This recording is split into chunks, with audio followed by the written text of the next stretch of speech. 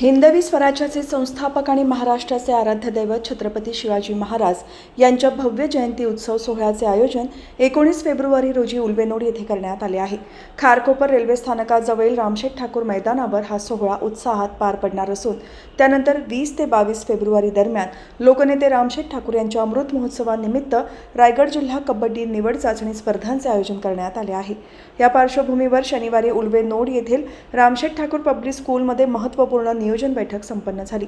बैठकीस माजी खासदार लोकनेते रामशेठ ठाकूर, आमदार प्रशांत ठाकूर, ज्येष्ठ नेते वाय टी देशमुख, राज्य परिषद सदस्य अरुण शेठ भगत, ज्येष्ठ नेते भाऊशेठ पाटील, माजी नगरसेवक अनिल भगत, आंतरराष्ट्रीय कबड्डी प्रशिक्षक आणि जिल्हा पंच मंडळाचे अध्यक्ष शरद कदम यांच्यासह शिवप्रेमी मोठ्या संख्येने उपस्थित होते।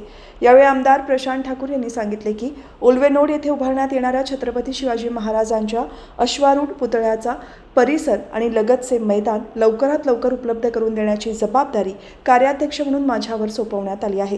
ही जबाबदारी यशस्वीरित्या पूर्ण करण्यासाठी सर्वांचे सहकार्य आणि मार्गदर्शन मोलाचे ठरणार असून आपण यामध्ये निश्चित यशस्वी होऊ असा विश्वास त्यांनी व्यक्त केला।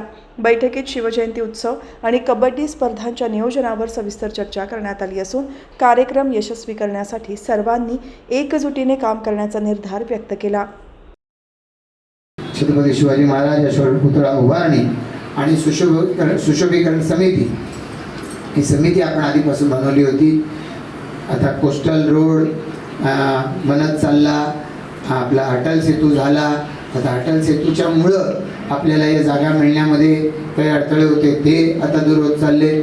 आता आपल्याला याच्या पुढच्या कालावधीमध्ये ग्रामपंचायतीच्या ताब्यामध्ये हे आपल्याला छत्रपती शिवाजी महाराजांचा पुतळ्याचा परिसर आणि मग त्याच्यानंतरचं मैदान हे लवकरात लवकर मिळावं याच्यासाठी पाठपुरावा करण्यासाठी म्हणून कार्याध्यक्ष म्हणून माझ्यावरती जी जबाबदारी टाकण्यात आलेली आहे, ही जबाबदारी यशस्वीपणाने पार